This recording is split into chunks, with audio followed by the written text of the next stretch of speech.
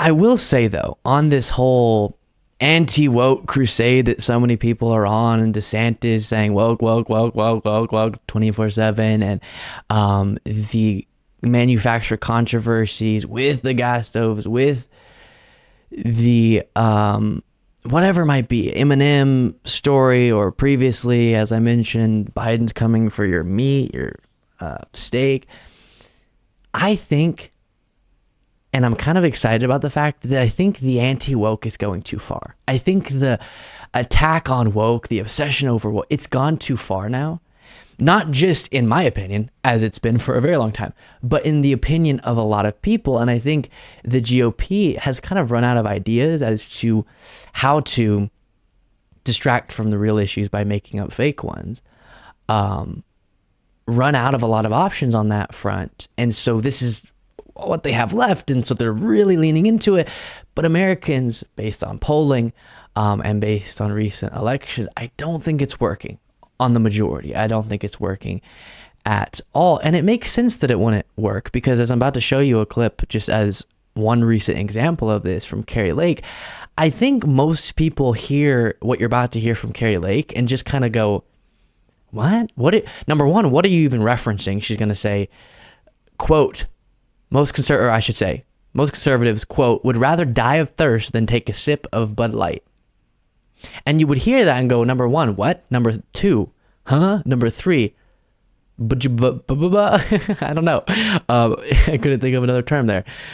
And that is good for the left, because I think elections will reflect the fact that Americans are kind of wanting us to get back to a discussion about real issues and stop obsessing over Bud Light when woke. Here's Kari Lake. But we are not going to sit by idly as this is thrown in our faces and thrown in our children's faces. This is not an attack on gay men and women in this country, but this whole push for transgenderism coming at our kids in school, coming at them through culture, coming at them when we go to the shopping at the Target store, coming at them in advertising. You know, we'll just shut it all down. I know many moms and dads who say, we'll turn the TV off. Will you come back, though? Will you go back? Now, here's the question. And this is where I get hung up. Like, so then some CEO will say, "Yeah, we made a mistake," and they'll put someone else. They'll get rid of Dylan Mulvaney, or they'll move the tuck-it underwear from the front of Target and to the back of the store, and they'll expect you to come back. Will the consumer come back, or should we? I think a lot of them won't. I mean, the people I know who turn their back on Bud Light, they would rather, die of thirst than take a sip of Bud Light. This is where it's getting with this stuff. There might be some who just go for a little while and say, wow. Rather die than take a sip of Bud Light. I will say, she said die of thirst. If you're trying to hydrate yourself, I don't suggest drinking beer to hydrate up most effectively. But setting that aside, it's too much. That's not, no one except for very tuned in, constantly freaking out about these things, conservatives.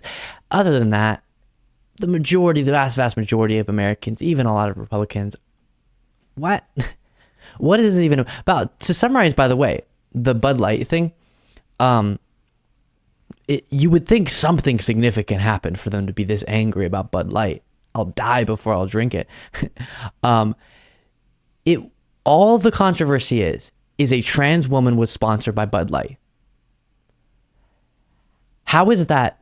They used to say it's not about hating people for just being a certain identity. It's the pushing, it's the this, it's the that. And all those talking points were absurd too. But here, it's not even about that. It's just simply a trans person existed and got sponsored. That's it. An adult trans woman was sponsored, an actress, influencer, by a company, and that caused a boycott of Bud Light.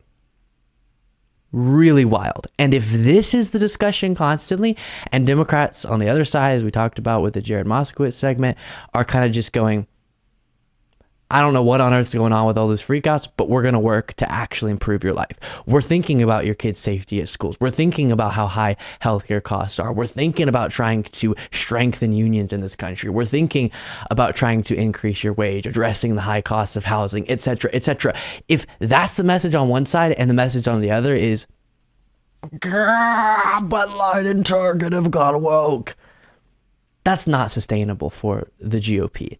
And that's exciting. It's damaging in the meantime, but it's exciting that people are aware on that. And I think polling, as well as the midterms, but also as we move forward, hopefully we'll see this manifest itself in elections a lot, shows and will show hopefully that Americans aren't being tricked by this as much as maybe the GOP hopes that they would be, even though a lot are. And a lot of conservatives genuinely do think the existential threat of our time is Bud Light going woke, or the gas stoves being targeted, or Target having a pride section or something.